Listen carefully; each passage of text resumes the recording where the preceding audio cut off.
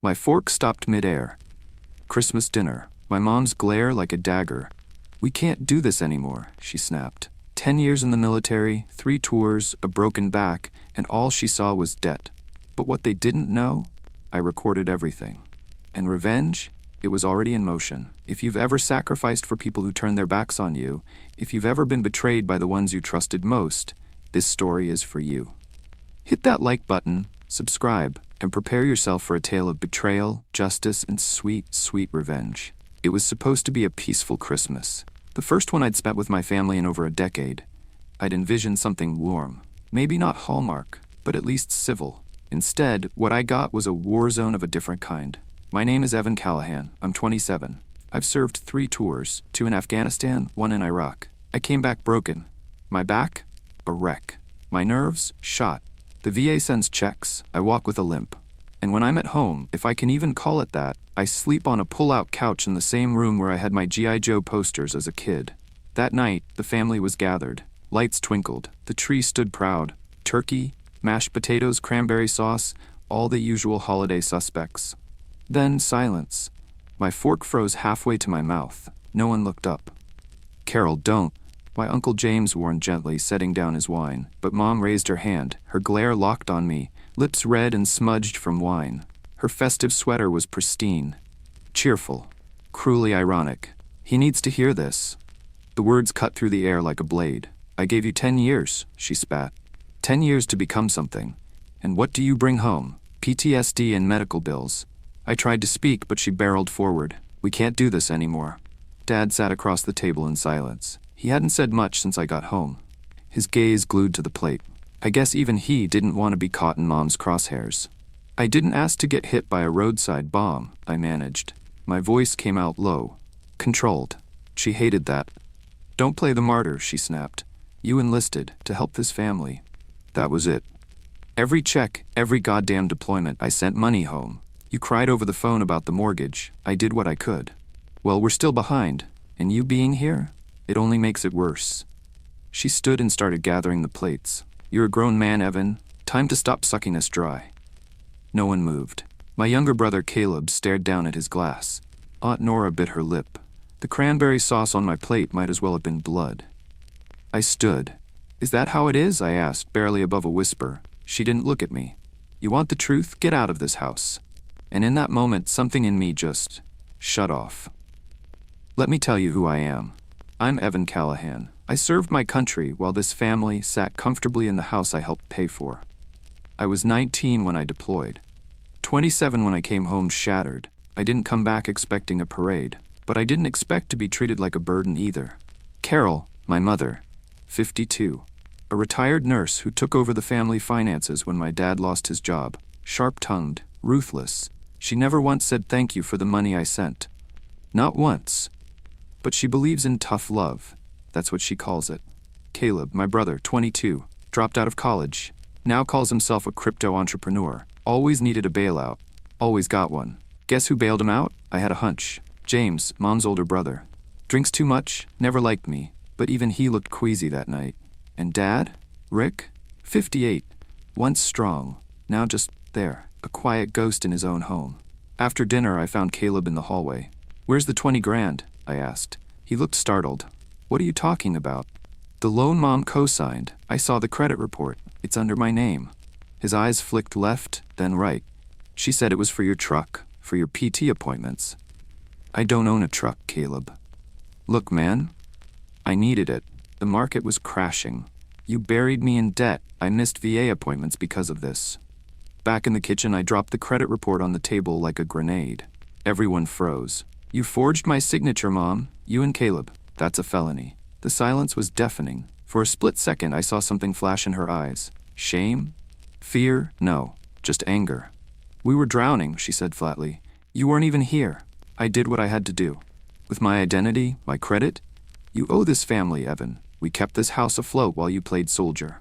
Played? That word shattered me. I watched men burn in convoys. I killed people. I bled for this country. And for what? So you could pretend I was a blank check? My voice cracked. I could feel the room shrinking. The walls closing in. Then I remembered something. A moment from years ago. A call from Helmand Province. mortars exploding in the background. "Mom," I had shouted over the noise. "I got the bonus. I'll wire it Friday," and all she said was, "Good. The bank's on our ass." Not, "Are you okay?" Not, "I'm proud of you." Not even, "I love you," just "Good."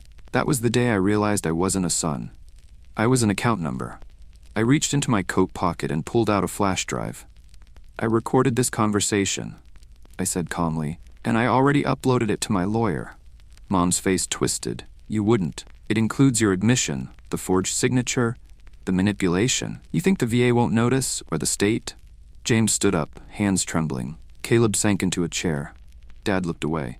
"One more thing," I said. "Grandma knows. She called after the first debt collector reached her. And that was it." Mom finally broke. "What do you want from me?" "Peace," I said, "and a life without all of you pretending I'm the problem." Caleb shouted something. James stormed out. Mom screamed after me, but I was already upstairs, throwing everything into a duffel bag. As I stepped out the door, she followed me onto the porch. "If you leave, don't come back." I turned once. Just once. I didn't come back. I took the night bus. No plan. No destination. Just an old duffel bag filled with worn clothes, crumpled discharge papers, and the sting of betrayal still echoing in my chest. The city lights blurred into a haze through the fogged-up window as I sat in silence, head resting against cold glass. The pain in my back pulsed with every bump in the road, but I welcomed the discomfort. At least it was real, unlike the love my family pretended to give. I hadn't seen my grandmother in 6 years, not because I didn't want to, but because she had been quietly pushed out, isolated by the very people who just kicked me to the curb. But somehow, in the chaos of everything, she'd remained a steady lighthouse in the distance. When I finally stepped off the bus and limped down the long gravel driveway to her farmhouse, I half expected her not to answer. But there she was. Hair wild and silver, robe wrapped tight against the wind, eyes soft but tired. She didn't need to ask what happened. She looked at my face, the exhaustion, the duffel, the damage, and she just said 5 words that shattered whatever defenses I had left. I knew they'd do this. I broke. Right there on the porch. No pride, no soldier act. Just a broken man collapsing into the arms of the only person who saw me. Not my rank, not my paycheck. Just me. She pulled me inside and didn't let go for a long time. That night I slept in a real bed for the first time in months. The room smelled like old quilts, pine cleaner, and cinnamon. Safe. No expectations. No shame. No glares across the dinner table. Just peace. I didn't dream that night. No explosions. No yelling. Just silence. And not the tense kind I had back home. This silence wrapped around me like armor. In the mornings I'd sit on the porch swing with a mug of black coffee, watching the soybean fields dance with the wind. The stillness was unnerving at first. Veterans aren't taught to be still. We're taught to move, fix, respond, obey. But here, there were no orders, no guilt trips, no eyes watching to see if I'd fall apart. Eventually, the quiet became something else. Space. I started journaling, at first just loose thoughts, but soon the words poured out. Rage, grief, shame, everything I'd swallowed during deployment. Things I'd buried so deep I thought they'd never resurface. I wrote about the burn pits, the friends I lost, the survivor's guilt. One entry just read, "They called me a burden, but I carried that family for 10 years. I didn't cry when I wrote it. I just breathed. And for once, breathing was enough." A few weeks into my stay at Grandma's, something shifted. It started with an envelope, old, yellowed, fraying at the edges. Grandma handed it to me with a quiet look. "It's time you saw this," she said. Inside were letters, dozens of them. Letters I had sent her from every deployment, each one carefully folded, sand-stained, and sealed with grit and hope. Inside every letter was a money order. Every cent I could spare. Grandma hadn't touched a dime. She'd kept records. She showed me bank receipts, transaction logs, even voicemails from Mom, crying about bills she later claimed never existed. That was my proof. I packaged everything, letters, receipts, voicemail recordings, and handed them over to my lawyer. The flash drive with Mom's confession was the centerpiece. Within weeks, the fraud investigation began. My credit started to recover. The VA reinstated my appointments. Caleb's name came up fast. I didn't want him behind bars. I didn't want revenge in the form of handcuffs. I just wanted my name back. My dignity. My future. Then one morning, the phone rang. I didn't recognize the number, but I answered. It was my dad. His voice was brittle, shaken. "I failed you," he said. "I kept quiet because I didn't want to lose her, but I lost you instead." I didn't speak, not at first, because in that moment I realized how much damage silence can do, how much harm comes from standing by. "You let her ruin what was left of me, Dad." He wept on the line. He apologized. It didn't fix everything, but maybe that's where healing begins, when someone finally owns the silence. A week later, a message appeared in my inbox. It was from Caleb. "I messed up. I was scared. I was stupid. I'm sorry." I stared at it for a long time, then closed the tab. Some ghosts are better left unread. But me? I kept going, slowly, steadily. I enrolled in online night classes using my GI Bill, cybersecurity. The irony wasn't lost on me. After years of protecting people, I was learning to protect systems, defend networks, not borders. I picked up part-time work at a tractor repair shop nearby. The owner didn't care about my limp, didn't ask about my past. He looked me in the eye, shook my hand, and said, "Show up, be honest, that's all I ask."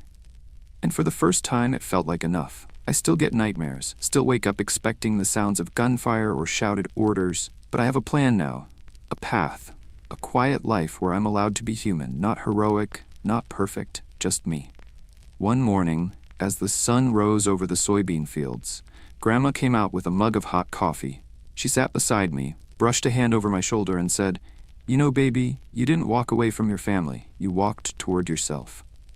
And for the first time in years, I smiled, because I believed her.